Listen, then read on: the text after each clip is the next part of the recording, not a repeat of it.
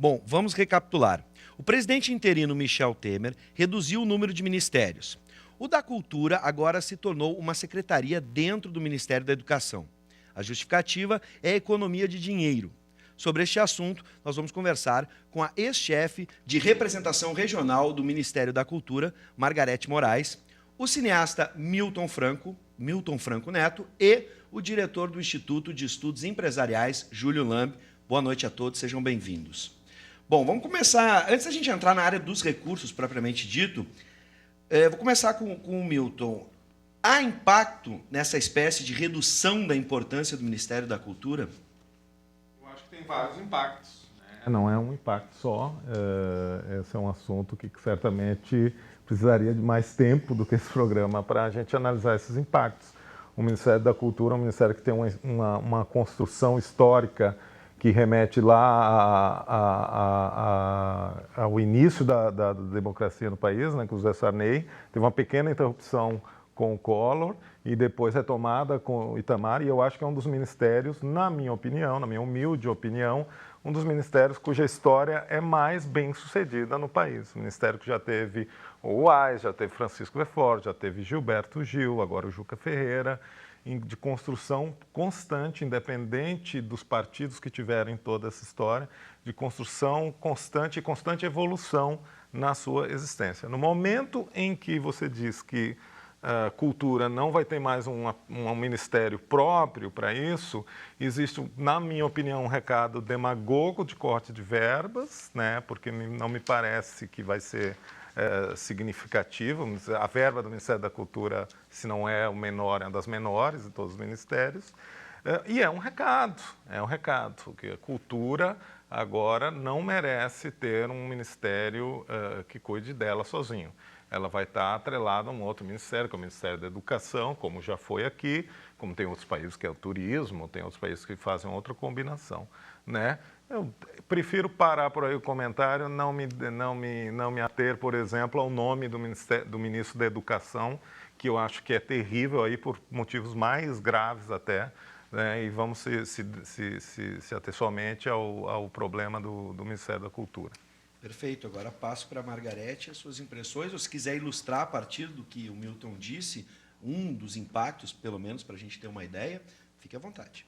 A questão é relativa ao impacto de recursos, né, financeiros e econômicos. Eu tenho certeza que cultura, quando você coloca recursos em cultura, não se está gastando. Significa investimento.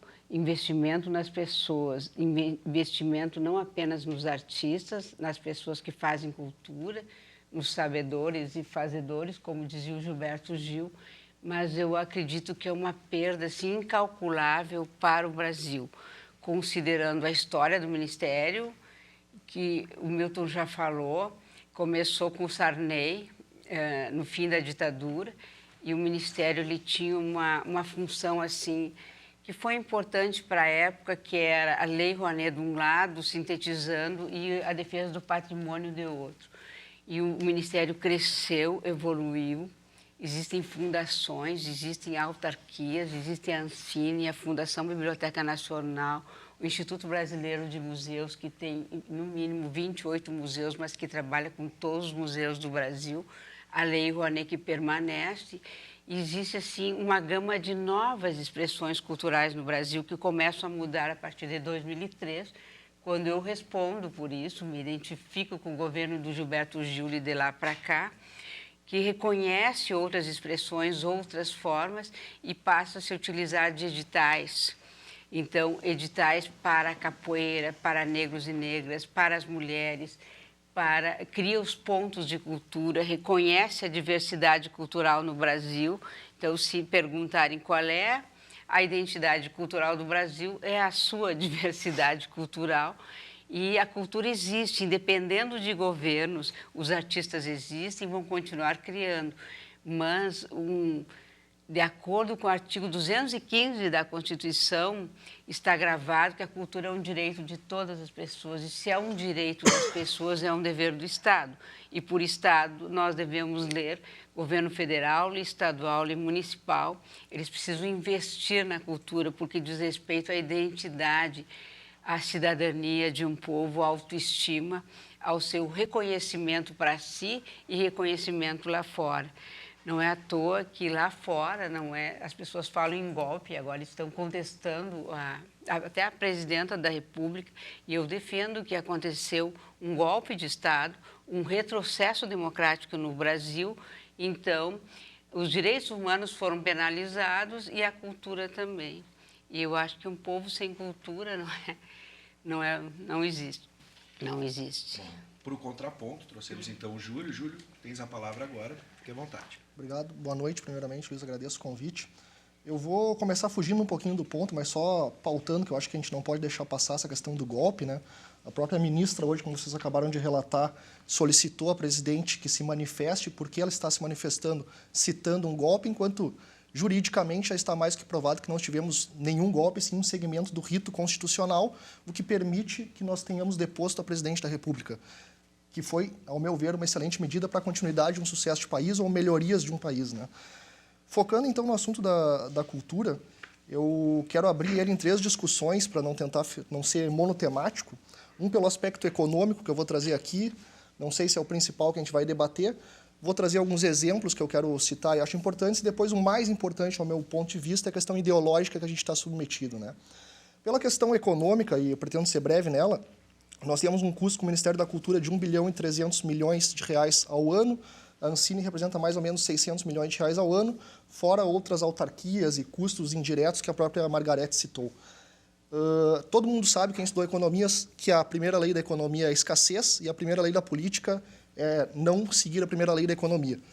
Então, é importante colocar que nós temos um recurso finito de dinheiro, nós temos 2 bilhões de reais, que cabe uma pergunta onde é que ele seria melhor alocado na economia. O Brasil ainda é um país com amplas faltas de educação, saneamento, saúde e diversas outras prioridades. Seriam esses 2 bilhões de reais melhor alocados na cultura? Ao meu ver, entendo que não. O Brasil tem problemas fundamentais muito mais graves a tratar antes de tratar de um problema de cultura. Ainda eu acho uma pena que tenha sido rebaixado a secretaria, porque, ao meu ver, sequer uma secretaria deveria existir. E aí eu cito um outro ponto. A cultura, e esse talvez seja um ponto bem fundamental. Ao deixar de existir a cultura, o Ministério da Cultura, desculpa, não deixa de existir cultura. As pessoas estão confundindo a inexistência do Ministério da Cultura com a cultura, com o processo de formação cultural. A própria Margarete citou, aliás, me desculpem, que vão continuar existindo artistas, vai continuar existindo classe artística, ou seja, vai continuar existindo cultura. E eu trouxe aqui uns exemplos bem claros, eu pesquisei hoje, até antes de vir para cá, países que têm Ministério da Cultura e o que eles conseguiram atingir, né? Os principais prêmios Nobel de literatura no mundo, Estados Unidos, França, Inglaterra, não tem Ministério da Cultura. França tem Ministério da Cultura. O primeiro Ministério França do tem mundo. Ministério da Cultura ativíssimo no mundo. Correto. Primeiro do mundo. Lei Rouanet, até hoje, só serviu para defender uma classe artística. Nós temos aí outros problemas ainda muito maiores a serem ditos. Então, o fato de não existir o Ministério da Cultura não deixa de existir um processo cultural. E muito importante ser dito também, a cultura é um processo de natureza espontânea. No momento que ele está submetido a um ministério, muito mais a gente dá forma e tenta definir o que é cultura. Onde eu entro até no meu terceiro ponto, na questão ideológica. Me preocupa muito, seja um governo de direita, seja um governo de esquerda, de centro ou qualquer que seja, o governo estar pautando o que é cultura para a população. No momento que nós colocamos o Ministério da Cultura e definições culturais vindas de um governo federal, nós estamos dizendo para a população qual é a linha cultural do país. E a gente está, então, submetendo a cultura, a uma demanda política, ao invés dela ser uma demanda espontânea que esteja sujeita às suas características naturais. Bom, eu vou fazer o seguinte, eu quero incluir também os telespectadores nessa discussão. Perfeito. Você pode mandar a sua pergunta, o seu questionamento para o 9588-2374, é uma novidade que nós lançamos semana passada, ou melhor, esta semana, o 9588-2374, adiciona no seu celular, usa o aplicativo WhatsApp e manda a sua pergunta que a gente coloca na tela para os nossos convidados. Bom, o Milton falou em diversos impactos. Aqui, pelo menos, saiu uma ideia que tem se propagado muito nas redes sociais a respeito da Lei Rouanet, um questionamento a respeito da Lei Rouanet. Essa lei corre risco, por exemplo, a aplicação dela, o uso pelos artistas. O que vocês pensam a respeito? A discussão da Lei Rouanet extrapolou e tem representado esse questionamento a respeito do Ministério Público, o Ministério da Cultura, desculpa. Extrapolou muito, né? E o Facebook, por exemplo, facilita muito a propagação dessas ideias de como, né, essa ideia de que a França não tem Ministério da Cultura, por exemplo, ou que prêmios Nobel são parâmetros para medir a cultura no país. Enfim, a cultura trabalha com outros parâmetros que são difíceis de mesurar, que não tem muito a ver com os de economia, tudo embora precise da economia, precise da política. Mas o problema da Lei Rouanet é o seguinte, né? E antes de continuar, eu gostaria de deixar claro que eu nunca fui filiado a nenhum partido. Inclusive, eu comecei minha explanação aqui defendendo a ideia de Ministério da Cultura como um exemplo de ministério que teve um processo histórico de construção muito bem sucedido, passado por governos diferentes, de evolução, comunicação com a sociedade e aperfeiçoamento e dinamização dos seus mecanismos, que vão muito mais que a Lei Rouanet. Eu, eu sou professor também de audiovisual da Unicinos, e como na área de cinema, eu trabalho principalmente com duas funções, né? Eu sou produtor e montador.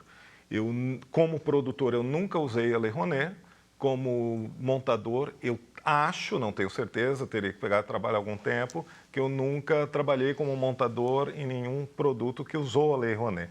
Então, a Lei Rouanet acabou pegando um exemplo, né, acabou sendo utilizada, as pessoas falam sem entender como é o mecanismo da Lei Rouanet, sem entender, colocando muitas vezes como se ela tivesse sido criada por esse governo, sem entender que a própria classe artística faz uma crítica constante às limitações e aos problemas da Lei Rouanet, sem entender que tipo de artista usa aquilo, onde é que vai a verba que ele utiliza, a quantidade de gente que ele contrata, o que é preciso para ter a Lei Rouanet aprovada, o que é preciso para se captar a verba da Lei Rouanet e, por fim, isso que eu vou falar serve para a Lei Rouanet, Lei do Audiovisual, Fundo Setorial, etc.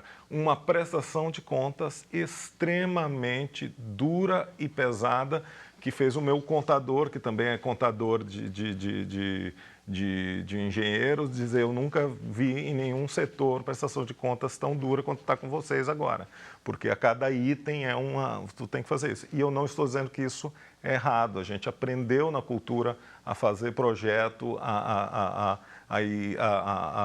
aplicar corretamente, a pagar os impostos devidos, a contratar as pessoas, porque isso é uma economia da indústria criativa que países como Inglaterra, França, países com Ministério da Cultura, sem Ministério da Cultura, entendem muito bem a importância, né? Além do valor do produto que não é mesurável em dinheiro, a indústria cultural hoje gera bastante renda, né? E a Lei Rouanet acabou servindo assim como é o novo bode expiatório, né? As pessoas querem xingar alguma coisa, chegou a Lei Rouanet, olha só como fulano de tal usou a Lei Rouanet, ganhou demais. Agora nós temos essa manifestação lá do Kleber Mendonça Filho em Cannes, uma pessoa que eu conheço pessoalmente muito pouco, mas acompanho o trabalho dele desde os anos 90 e é um cara extremamente sério. E aí, 2.900.000 pela lei, não foi só a Lei Rouanet que ele usou, aquilo é aplicado num sistema de pagamento, contratação de pessoas, divulgação do filme, que é extremamente, né, como eu falei, existe uma aplicação para isso, existe uma prestação de contas, mas o bode expiatório do momento é a Lei Rouanet. Geralmente xingada por quem não sabe como a lei existe, não sabe que existe dentro da classe uma crítica, propostas de soluções do próprio Ministério, que o próprio Ministério da Cultura já criou, como é o caso do Fundo Setorial ou outros mecanismos mesmo, né? O próprio Ministério da Cultura, né? Enfim, a Lei Rouanet é o novo Bolsa Família. O que o Bolsa Família foi para a campanha, que virou, que as pessoas começavam a criticar, e isso é uma pena para o debate político do país, que virou um Grenal em nível nacional desde 2013, mas se acentuou em 2014 até agora, que é de uma pobreza incrível. E não vem me dizer esse ato do novo presidente interino, Michel Temer, se foi golpe ou não, fica cada uma, né, quem se atém ao jurídico, quem se amplia na discussão, divide o mundo atualmente essa questão. eu não sei. Agora, não vamos dizer que isso foi estudado, que foi um projeto, né? Isso foi pensado de uma hora para outra, isso é um projeto político extremamente retrógrado para o país, que inclusive me espanta alguns colegas liberais, que eu gostava bastante de ver, de apoiarem, porque isso vai contra, na minha opinião, há muitos princípios liberais, há muitos princípios que não são necessariamente do campo da esquerda, né? Agora, quem entende cultura no sentido amplo, quem entende cultura, quem procura entender no que ela pode gerar, tanto simbolicamente como economicamente, se preocupa também de entender o que é a Lei Rouanet antes de opinar, né? É isso que eu acho. Eu tive a sugestão do meu diretor, temos aqui alguém talvez capacitado para poder sintetizar ou explicar para quem está em casa. Quero só lembrar que alguns comentários estão rodando na tela, não são perguntas propriamente ditas, mas são opiniões dos telespectadores que a gente está colocando no ar através do WhatsApp. Lembrando, né, para você participar do programa, da discussão, 9588-2374, adiciona no seu celular, pega o WhatsApp e manda a sua mensagem. Margarete, dá para explicar, para quem não conhece, rapidamente o que é a Lei Rouanet? Como foi dito, ela iniciou lá com o presidente Sarney e ela tinha um escopo de acordo com a época.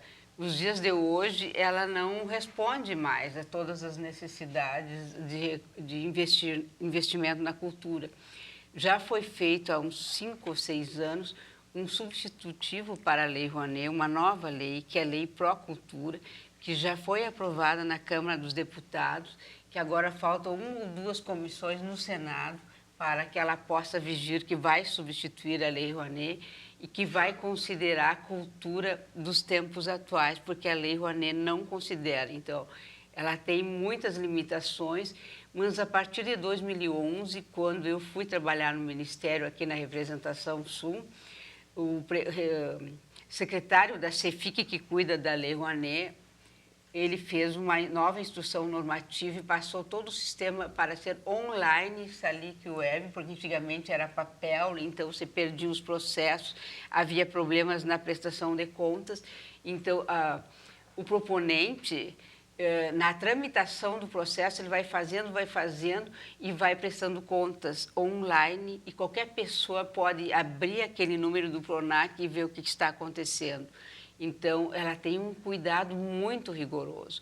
Como é que é? Um artista tem uma ideia, quer fazer um espetáculo de música, por exemplo, faz um projeto que envolva a produção, a divulgação, todas as fases do processo e entra com um pedido na Lei Rouanet, um pedido para que o seu projeto seja aprovado.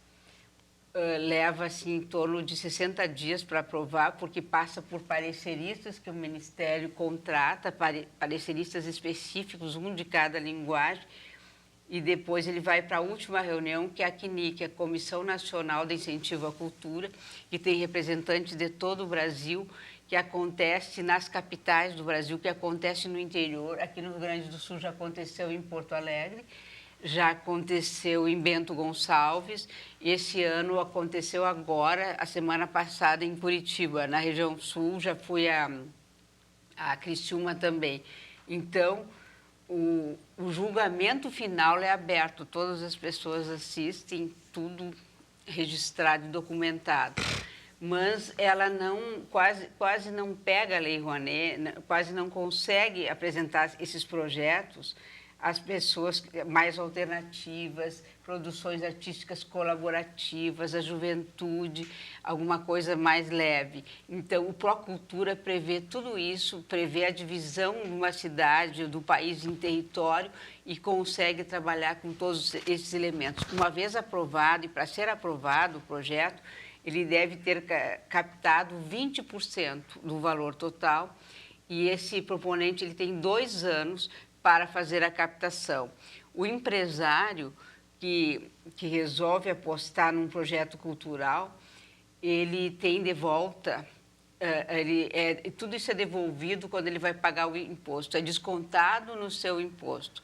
Ele pode oferecer para a Lei Rouanet até 6% do que ele deve para o imposto de renda. Então, é altamente rentável. É uma coisa boa, porque ele vai apresentar a sua marca, Eu até sou contra esse tipo de lei, nunca fizemos em Porto Alegre, nós temos o Funproarte lá, ele vai apresentar a sua marca e não colocou nada, porque ele será descontado nos seus impostos. Quero dizer que a Fundação Iberê Camargo, a programação se dá via Lei Rouanet. Tem, então, infinitos teatros, museus, que eu acho importantíssimo todos, e acho que a Lei Rouanet é boa também para isso. Não é só para fazer o evento que o vento leva que acabou. São programas, assim, projetos estruturantes que ajudam a desenvolver a vida cultural de uma cidade. E a Lei Rouanet ou qualquer incentivo à cultura não é para os artistas apenas. O artista precisa de um meio para desenvolver uma ideia, às vezes magnífica, que ele não tem recursos para fazer, não tem recursos próprios, mas é para a população que assiste um espetáculo, que gosta, que lê um bom livro, que vai numa exposição de arte, que vai ao cinema, não é? E eu imagino que a maioria dos filmes nacionais contam com a lei do audiovisual da Ancine.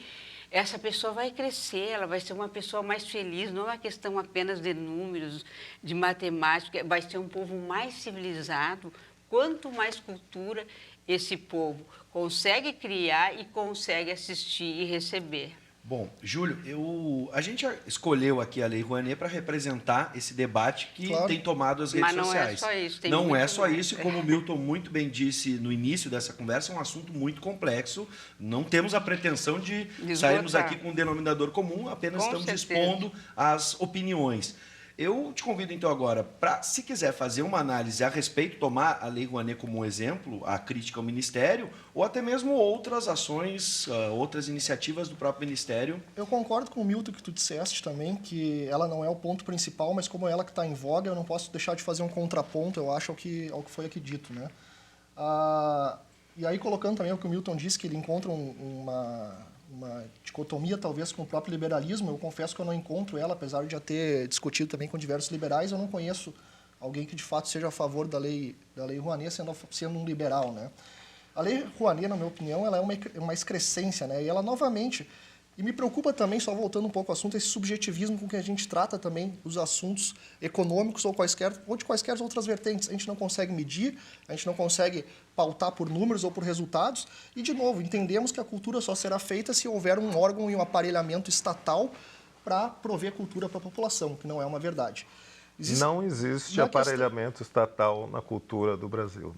Nunca existiu, desde que eu trabalho com cultura. Eu tenho certeza que existe. Não existe. Eu tenho certeza. Aí eu vou abrir mais um pouco, então, além da Lei Rouanet. Existem blogs financiados por aparelhamento estatal. Isso é outra coisa. Não é. Isso não é financiado pelo MINC. Isso é cultura. Não é financiado pelo MINC.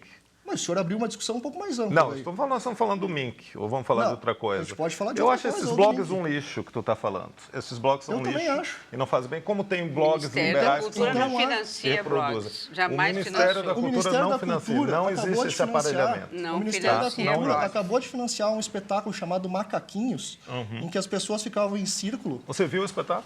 Graças a Deus, eu confesso que eu não vi. Não, eu acho que você só pode falar no espetáculo se você viu. Não, eu acho que não. Sim. Eu acho que eu posso falar. Sim. Eu li sobre você ele, Você leu através de uma coisa que ofende a tua moral. Eu também acho que eu deveria concluir a minha explanação. Então, tu traga dados. Eu não discordei dos dados numéricos que tu traz, que tu domina muito bem.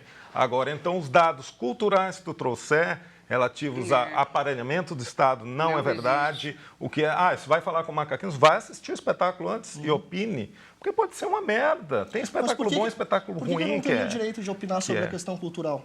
Porque eu vou falar de números, com certeza eu vou falar. Mas eu posso falar da questão cultural também. Talvez o senhor trabalhe nesse meio, mas não é pelo senhor trabalhar nesse meio que eu não tenho condições intelectuais de ter estudado o assunto e falar sobre eu não ele. estou dizendo que tu não... Tu está aqui, foi convidado pelo programa, não estou duvidando da tua capacidade de discutir o assunto cultural. Eu estou me referindo ao espetáculo Macaquinhos, que eu não vi, eu não tenho condições de opinar. Eu não vi, eu não li críticas, a não ser críticas a um ato que o outro enfia o dedo no ânus. É esse o espetáculo Macaquinhos. Isso mesmo. E aí as pessoas se horrorizam com isso, como se horrorizaram com o Marquês de Sade, com Pier Paolo Pasolini, na história mundial. Precisa se ater então, não vamos aos macaquinhos. Nós e não existe aparelhamento no Estado, no Ministério da Cultura. Com certeza existe aparelhamento. No Ministério da Cultura não existe, nunca E existe existiu. muito mais grave que isso. A cultura nunca nunca pode estar submetida a uma classe política, de novo, qualquer ela que seja. Eu não estou aqui acusando a esquerda, se fosse a direita eu falaria da mesma forma, porque senão ela está submissa a padronizações políticas e não a liberdade cultural, que é, na verdade, espontânea. Então, dizer que não existe é óbvio, é com certeza que existe. Toda a classe artística é comprada com a Lei Rouanet hoje. De que forma isso funciona? E como é que Tu está dizendo que eu sou da classe artística, tu está dizendo que eu sou comprado pela Lei Rouanet? Não estou dizendo isso. Tu falou toda a classe artística é comprada pela Lei Rouanet. Eu vou refazer. Boa parte da classe artística, porque eu não conheço o seu trabalho, ela é comprada. Vou dizer de que forma, talvez não tenha feito claro quando a Margarete fez a explanação. Claro, o debate ele é muito bem-vindo, eu só quero deixar o espaço para que o Júlio complete. A Lei Rouanet, ela nada mais é do que uma isenção fiscal do empresariado. Eu sou empresário e eu digo, mesmo assim, eu sou contra. Eu não gostaria de colocar meu dinheiro naquilo. Porque, sendo uma isenção fiscal, o Estado está abrindo mão de uma arrecadação que iria para a população, iria para nós todos aqui, para investimento em qualquer outra frente muito mais prioritária, eventualmente, do que o Ministério da Cultura e as alocações que ele faz. Nós estamos abrindo mão e financiando espetáculos de qualquer tipo de exposição. O que eu falo com isso? E quem é que se beneficia com isso, bem na verdade? Se beneficia principalmente a classe artística, que depois fica, sim, vinculada ao aparelhamento estatal, porque ela depende, não há nada mais natural, ela depende do recurso para existir, o recurso federal, ela só pode ir lá e pedir por favor. Essa dificuldade em acesso, essa dificuldade em comprovação de contas, ela existe e quem é que consegue, bem na verdade, no final, os recursos? Os amigos do rei. É o que nós vemos hoje. E pior ainda que isso, aqueles que têm e conseguem ter todo esse aparelhamento para fazer a sua demonstração de contas, para ir captar, são os grandes artistas. Esses grandes artistas teriam muito bem condições de ter uma captação própria e financiar seus próprios shows. E o que acontece depois? Quem é que assiste a esses shows também? Aí é uma situação ainda mais grave, talvez. Assistem as pessoas que têm condições de estar lá e poderiam muito bem pagar o seu próprio ingresso. Mas não. Então, a classe pobre, infelizmente, dizer isso, é a mais prejudicada duas vezes. E aqui eu defendo a eles. Ela é prejudicada de que forma? Primeiro, pela isenção fiscal, que não tem melhores serviços. Essa isenção deixa de prover melhores serviços para essa classe menos abastada. E depois que ela continua não tendo acesso aos grandes espetáculos, aos grandes shows, a teatro ou qualquer outro tipo de custo. Porque ela tem necessidades básicas muito mais prementes e necessárias do que ir assistir qualquer tipo de entretenimento e ação cultural. E volta ao tema. Me preocupa muito achar que a cultura só existe mediante Estado. Cultura é algo natural e espontâneo. Ele não pode depender do Estado. O Estado tem que se ater ao que ele consegue fazer, que são muito poucas coisas. E a cultura tem que ser um meio fomentado e desenvolvido e patrocinado pela iniciativa privada ou por quem tem interesse. Se a gente não consegue botar um dado econômico, e de novo, esse fato me preocupa muito. Nós não podemos analisar a ótica econômica. Bom, qual ótica melhor para analisar um espetáculo se as pessoas sequer foram olhar o espetáculo? Ou seja, ele deu prejuízo porque as pessoas não tinham interesse em ir lá.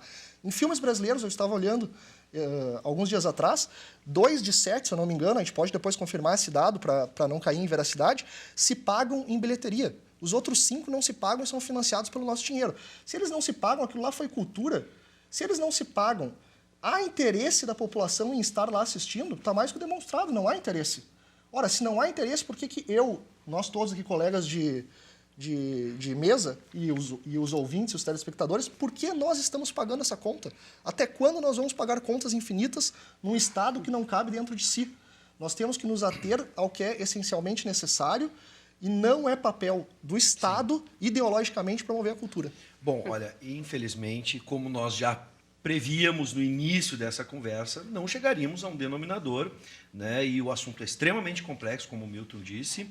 E então eu quero agradecer a disponibilidade de todos. Tivemos aqui um debate onde todos puderam inicialmente expor algumas das suas interpretações a respeito dessa situação, lembrando que a situação ainda não está totalmente resolvida na medida em que Renan Calheiros manifestou recentemente Sim. a favor com a possibilidade da volta do Ministério.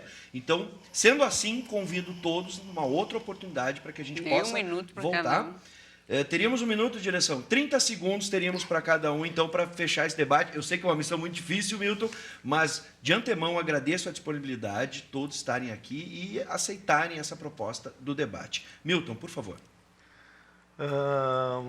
Daqui a um tempo, o Ministério da Cultura vai voltar com Renan Calheiros, com um outro governo, do PT, do PSDB, de outro partido. esse ministério vai voltar com um orçamento ínfimo, como ele sempre teve. E o que ele produz, ele é medido com diversos critérios. O econômico Inclusive é apenas com números, um deles, mas inclusive existe. com números que existem. Eu não sou contra, eu me interesso, eu quero que os filmes... Mas não é isso que mede as pessoas verem, se emocionarem, fazer elas pensar, fazerem elas me questionarem, fazendo questionarem todo mundo que está aqui, fazer questionar a universidade, o país que elas vivem, o próprio governo. E acabo com a frase: eu tenho certeza absoluta que o Ministério da Cultura nunca serviu para aparelhamento político. Trabalho com isso desde 1996, já financiei filme com o meu dinheiro, aliás, estreia em julho, Nós Duas Descendo a Escada, espero que todos vão ver, né? Quero que encha as salas, mas a gente sabe que é difícil. Com o dinheiro da produtora, já financiamento estatal, do governo federal, sim, municipal, não vejo nenhum problema desde que sejam feitas conforme a lei de prestação de contas e que se ofereça um produto em que vai ter gente que vai ver, às vezes milhões, às vezes 10 pessoas. Perfeito. Não é isso que faz o maior ou menor produto cultural. Infelizmente a televisão, eu tenho que encerrar. Segundos para cada um, peço desculpas, mas infelizmente é assim. As isenções fiscais, elas fazem parte do componente da direita, assim, na área da cultura, lei de incentivo à cultura. A Lei Rouanet, ela não é julgada por cargos de confiança, ela é julgada por uma comissão e eleita pelos seus pares e por funcionários do quadro do Ministério da Cultura. Ele falou que os pobres não acessam a Lei Rouanet. É verdade, não tem essa condição, sobretudo não tem a condição de conseguir patrocinador, porque o trabalho deles é tão importante para eles, mas não é importante para os empresários. Mas existe o Sistema Nacional de Cultura, que eu acho que é a maior perda, é a constituição do Sistema Nacional, Municipal e Estadual de Cultura em andamento. Isso é uma perda, assim, imensurável, sim, que é o fortalecimento da cultura nos municípios, que é, assim, a grande vitrine do Ministério da Cultura, e também a Lei Cultura Viva, que hoje é lei, que iniciou quando o Gilberto Gil compreendeu que havia uma cultura e uma organização espontânea dos pobres nas periferias das grandes cidades, ONGs, associações. Daí surgiram os pontos de cultura e agora é uma lei. Como é que vai acontecer o regulamento, o processo e a tramitação dessa lei? Existem inúmeros projetos que, sim, venceram editais da FUNAT. Como é que ficam agora, né? Que as pessoas ainda não receberam. Perfeito. Júlio, por gentileza. Boa noite, agradeço mais uma vez, finalizando. Eu tenho certeza também que o Ministério da Cultura, em dado momento, vai voltar, o que será uma lástima, porque, no meu entendimento, isso mostrará mais uma vez que o comandante da nação não terá entendido quais são as prioridades que nós temos que seguir. Com certeza, essa não está entre as principais prioridades que o Brasil tem, pelo menos na próxima década, ou talvez até mais, que são muito mais graves e críticas para a população, inclusive muito mais pobre que o país carrega.